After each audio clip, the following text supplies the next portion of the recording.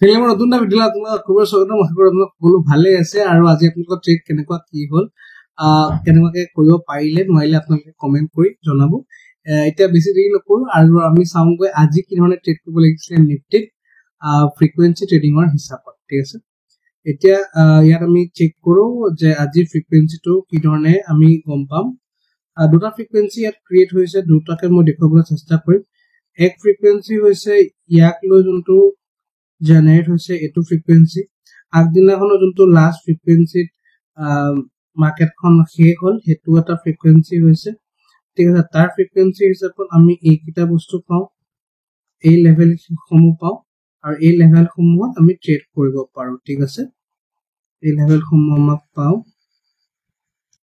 মই লেভেল সমূহ এডজাষ্ট কৰি দিছোঁ কোনবাটাত মই ট্ৰেড লৈ দেখুৱাই দিম মানে ট্ৰেড কোনডোখৰ ল'ব লাগে দেখুৱাই দিম হিটো আপোনালোকে কৰি চাব ঠিক আছে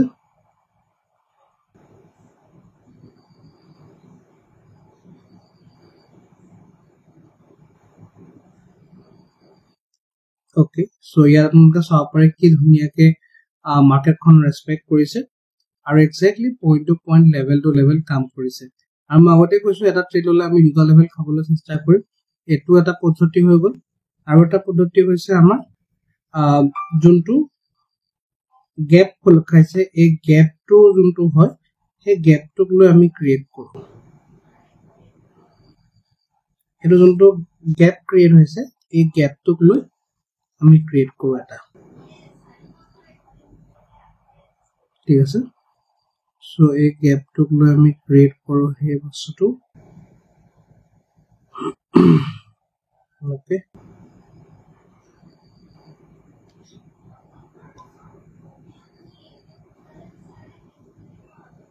सो यार जोनटा इम्पोर्टेंट लेवल्स हबो हे लेवल्स टा মই দেখুৱাই দিম চাব পাৰিব আপোনালোকে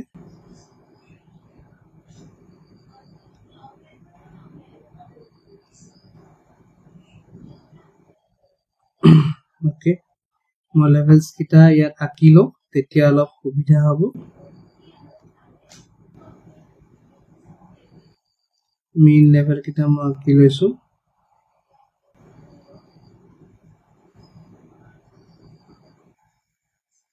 মাজৰ লেভেল কিটা মই আকিবলৈ চেষ্টা কৰো এতিয়া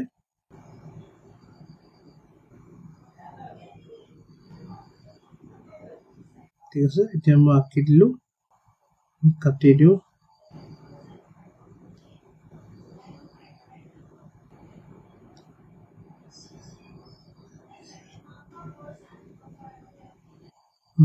কাটি দিলো ঠিক আছে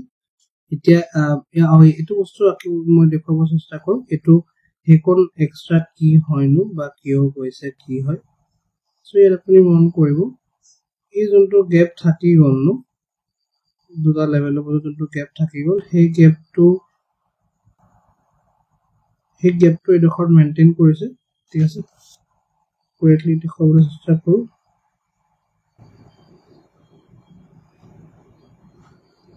ইয়াত আমাক ডাবল উইক হৈছে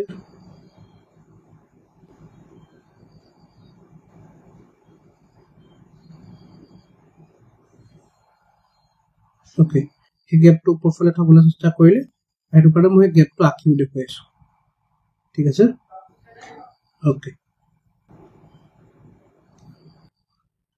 এইকিটা আছে এইকিটাতে আমি চেক কৰিব লাগে ধুনিয়াকে ঠিক আছে যেনেকৈ মই খুদিব পাইছো এইটো মই অলৰেডি আগতে কৈছো ঠিক আছে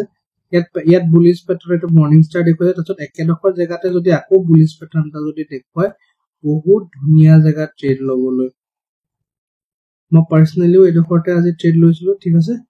সো ইয়াত চাব পাৰে আপুনি এডখৰ ট্ৰেড লৈছিলো আৰু মোৰ ডাবল লেভেল টাৰ্গেট আৰু এক্স্যাক্টলি মোৰ টাৰ্গেটটো দি ইয়াত আহিছে ৰিভাৰ্স লৈ আহিছে ঠিক আছে